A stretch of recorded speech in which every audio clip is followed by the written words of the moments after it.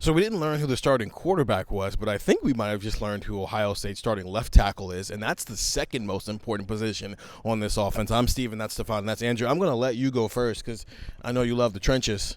I don't know if any of us had Austin Saravevelt as the left tackle on our bingo cards. I think we all had him as a tackle, but not necessarily your left tackle.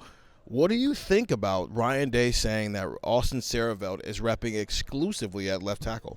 I think there's a few things here. I think the number one thing is they probably looked at their offensive linemen, specifically the tackles, and went, who do we trust the most? Because you're going to have a first-time starting quarterback, whether it's Keen Holter saying, take a snap against the number one team in the country, who has maybe 2 future first-round picks at edge rusher. That's a tall task for whoever the tackles are going to be, and that's a tall task for Julian Sayin or for Lincoln Keenholz to try and identify what Texas is doing up front. And I think they looked at it and went, we trust Austin Saravevelt the most out of any one of our tackles, and if we're going to give one guy the job of protecting our quarterback's blind side, I think it's Austin Saravevelt. I think that's number one. And I think number two, we have kind of been talking about Ethan Onyanwa for a couple of months now. As like, I think in the spring, he was only repping at left tackle. Everybody else was moving up, down, left, sideways, backwards, forwards. Everybody was moving all over the place, playing with different guys, moving around. Onyanwa was like the only guy who wasn't moving. So we just kind of were like, all right, well, he's their left tackle. And I think what probably happened, and we obviously don't get to see practice, I think what happened is you get out to practice and you go, we like Saravevelt better at left tackle.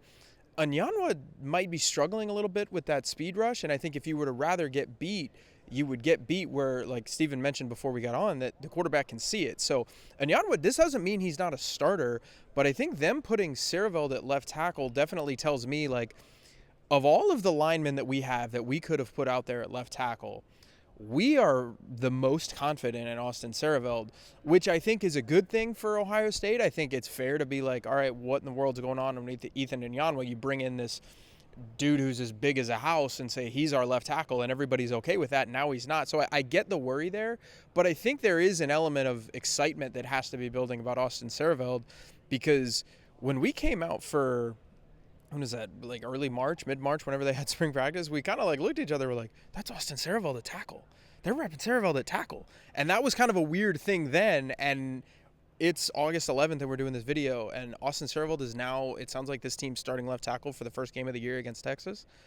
I mean, not every depth chart change has to be somebody did something wrong. I think for this particular case with Saravevelt, it might just be he's been awesome, and they trust him the most. There's always two ways to look at when you reshuffle things. They did this back in 2021 too, when we thought it was going to be Thayer Munford left tackle, Nicholas Petit right tackle, Paris Johnson at right guard, Matthew Jones at left guard, and Harry Miller at center. Obviously, Harry Miller had off-the-field things, and Luke Whipple ends up being your starting center. And we get out there after literally around this time, 2 weeks of fall camp, and it's like, oh, Thayer Munford's playing left guard, and DeJuan Jones is at right tackle. That's insane to me, but it ended up working out. There's doing it from strength and there's doing it from weakness. Given the way Ryan Day talked about this, does this sound like it's more of a place of strength or a place of weakness for why there might be a shuffling of the offensive line 2 weeks into fall camp? It's probably a mix of both. I probably lean towards strength because I do agree with Andrew. Like, what Austin Saravevelt is doing is very impressive, and I genuinely think he might just be your best offensive lineman, period. And if you can move him wherever, why not put him at the most important spot?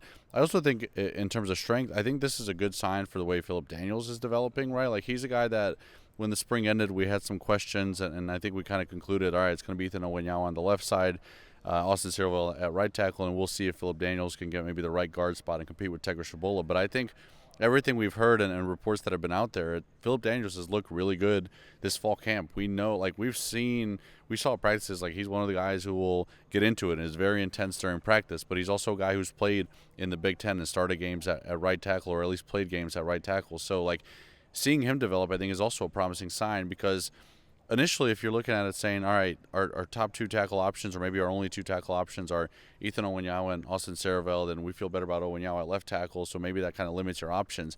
With Philip Daniels coming along, you can say, hey, why not put Saravevelt at left, and now we'll let Philip Daniels and Ethan Onyanwa compete for that right tackle spot. Like, if there are 2 options now to compete at that spot, while Austin Saravevelt works exclusively at left tackle, that is, I think, a sign of strength in the way Philip Daniels has been developing. But I also don't want to ignore what we've said on Buckeye Talk in the past, too, of we saw Ethan Owens struggle with speed rush in the past. We saw him struggle with speed rush at practice earlier this year, going up against C.J. Hicks and Caden Curry. And if that's what you think you're going to get a ton out of in Colin Simmons and Texas, then you have to prepare for that. And if you think your best options are Philip Daniels and Austin Saravevelt, that's what you got to go with. So we knew that about Ethan Owens when he arrived at Ohio State.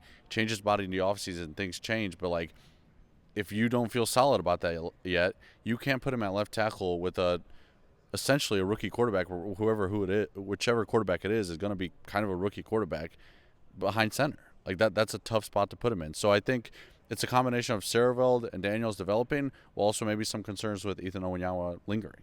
So here's some facts for you. He played Texas in 2023 when he was at Rice. He played 50 snaps, one at left tackle, the other 49 were at right tackle. So that's where he has experience going up against Texas. Ryan Day talked about the depth being built, and now it's about the ceiling. We're fine with the depth. You mentioned a lot of guys there: Philip Daniels, Ian Moore, Josh Padilla on the interior. Now it's about the ceiling, what maximizes that offensive line group. And if it feels like Austin Saravevelt has spent 9 months going, I'm probably your best offensive lineman, and Ryan Day and Tyler Bowen went, okay, left side. And maybe what best maximizes Ethan Onyinwa or even Philip Daniels is putting them at right tackle and letting them duke it out. We said this back in January when they added these two tackles. Best case scenario, you get to the end of the spring, you get to the end of fall camp, and you go, oh, we've got options, even if you had to bring in more guys. But it was always the right move to bring in more guys into this battle. And now what you have is you don't have to default to the guys you added in the transfer portal. You have options here. And that's why I agree with both of you guys. This is from a place of strength.